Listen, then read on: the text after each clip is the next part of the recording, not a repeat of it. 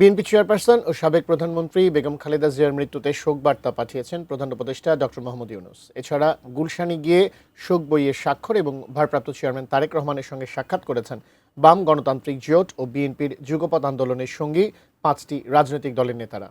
বেগম খালেদা জিয়ার মৃত্যুতে 7 দিনের শোক কর্মসূচির 6ষ্ঠ দিনেও নানা আয়োজন ছিল বিএনপির।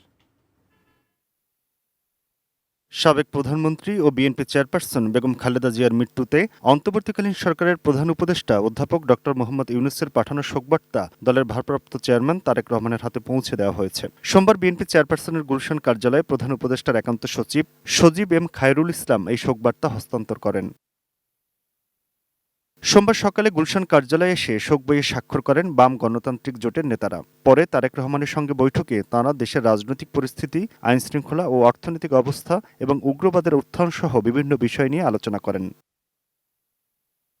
আওয়ামী লীগ সরকার বিরোধী যুগোৎপাদ আন্দোলনে বিএনপির সঙ্গী ছিল নাগরিক ঐক্য, গণসংহতি আন্দোলন, লেবার পার্টি, জমিয়তে উলামায়ে ইসলাম এবং এবি পার্টি। সোমবার বিকেলে এই দলগুলোর নেতারাও শোক বইয়ে স্বাক্ষর এবং আলাদাভাবে তারেক রহমানের সঙ্গে সাক্ষাৎ করেন। নেতারা জানান, এসব বৈঠকে জাতীয় নির্বাচন সহ বিভিন্ন বিষয়ে আলোচনা হয়। বিএনপির ডাকে 7 দিনের শোক কর্মসূচির 6ষ্ঠ দিন সোমবারও সর্বস্তরের মানুষ খালেদা জিয়ার সমাধিতে শ্রদ্ধা জানিয়েছেন। ছিলেন কয়েকজন কেন্দ্রীয় নেতাও। পরে বিএনপি নেতারা গণমাধ্যমকে জানান, নির্বাচন বাধাগ্রস্ত করতে নানা রকম সহিংসতার চেষ্টা চলছে। এ ব্যাপারে সবাইকে সতর্ক থাকার আহ্বান জানান তারা। শিগগিরই দলের নির্বাচনী ইশতেহার ঘোষণার কথাও জানান বিএনপি নেতারা।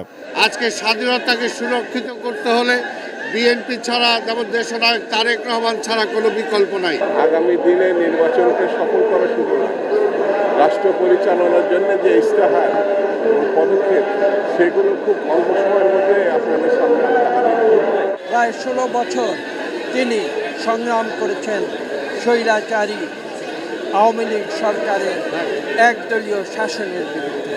রাষ্ট্রপতি ছিলেন, সংগ্রাম করেছেন, জনগণের জন্য কথা বলেছেন, গণতন্ত্রের জন্য তার জীবনকে উৎসর্গ করেছেন। Aminul Islam, ATN news, Dhaka.